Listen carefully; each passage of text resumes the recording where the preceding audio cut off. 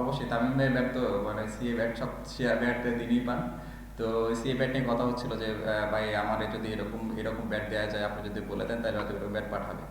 তো জাস্ট এই কথাগুলো হচ্ছিল, তো উনি বলছে যে ঠিক আছে আমি বলে দিব, উনি এরকম ভাবে ব্যাট পাঠাবে। আসলে আজকের আগে আমি কালকে ওনাদের কনগ্রাচুলেশন জানাইছি। আজকে তেমন কিছু কথা ছিল, জাস্ট লাস্ট ম্যাচের কিছু বিষয় নিয়ে কথা হচ্ছিল। আর আমরা সবাই তো সবসময় মজা করি, তো এই সব বিষয় নিয়ে আর কোনো কথা হয়নি।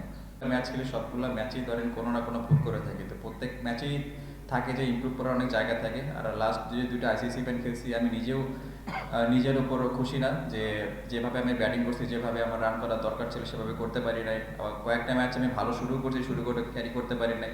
তো এটা চেষ্টা থাকবে, যেটা ইনিংস আমি ভালো শুরু করবো, নিজেকে সময় দিয়ে কীভাবে সেটা বিল্ড আপ করা যায়, জাস্ট এই চেষ্টাটাই থাকবে। আসলে দেখেন এটা অনেক ইম্পর্টেন্ট একটা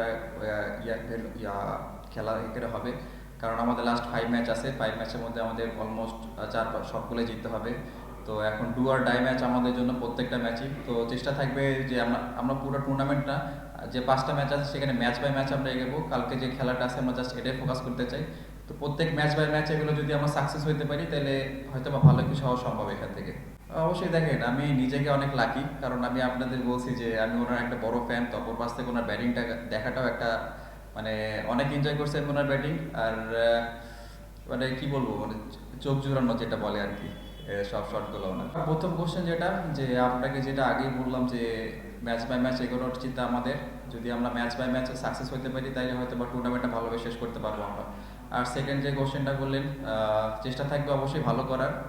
আমি লাস্ট ইন্টারন্যাশনাল কিছু ম্যাচে ভালো শুরু করছি, বাট আমি মানে কন্টিনিউ করতে পারি না মোমেন্টামটা। তো চেষ্টা থাকবে যে ভালো শুরু যদি কোনো ইনিংসে ভালো শুরু হয় সেখানে আমি কিভাবে সময় নিয়ে আরও ভালো করতে পারি, জাস্ট এটা এই প্ল্যানটা থাকবে আমার।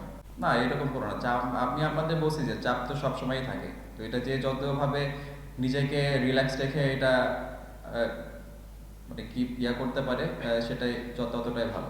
অবশ্যই সালাউদ্দিন স্যার প্রত্যেক ম্যাচে পরই উনি ফোন দেয়, কী কী ভুল হয়েছে ম্যাচে সেই জিনিসগুলো ধরায় দেয়, আর কী কী ইমপ্রুভ করা যায় এখান থেকে সেটাও ধরায় দেয়। সুজন স্যার আছে, সুজন স্যার প্রত্যেক ম্যাচে নামার আগে আমাকে মানে মেন্টালি অনেক ভালোভাবে প্রিপেয়ার করে দেয় যে এই উইকেটে কীরকমভাবে ব্যাটিং করা উচিত, কীরকম রান করলে পাওয়ার প্লে কীভাবে ইউজ করতে হবে, সব কিছু উনি বলে দেয়। আর আমাদের টিমের ফিল্ডিং কোচ আছে ডিকেন স্যার, তো ওনার সাথে মানে এই সব ব্যাটিং নিয়েও সব ধরনের কথা হয়, আর উনিও আমাকে অনেকভাবে মোটিভেট করে। তো সব কিছু মিলে সব আলহামদুলিল্লাহ। অবশ্যই তিনার সাথে সব কিছু শেয়ার করা যায়, আর তিনি আমাদের সব কিছু জানে, আমাদের স্ট্রং জোন, উইক জোন এবং মেন্টাল কীভাবে আমরা থাকি সব কিছু উনি জানে। তো আরও ইজি হয়েছে আমাদের জন্য জিনিসটা। আসলে আজকের আগে আমি কালকে ওনাদের কনগ্রাচুলেশন জানাইছি। আজকে তেমন কিছু কথা ছিল, জাস্ট লাস্ট ম্যাচের কিছু বিষয় নিয়ে কথা হচ্ছিল। আর আমরা সবাই তো সবসময় মজা করি, তো এই সব বিষয় নিয়ে আর কোনো কথা হয়নি।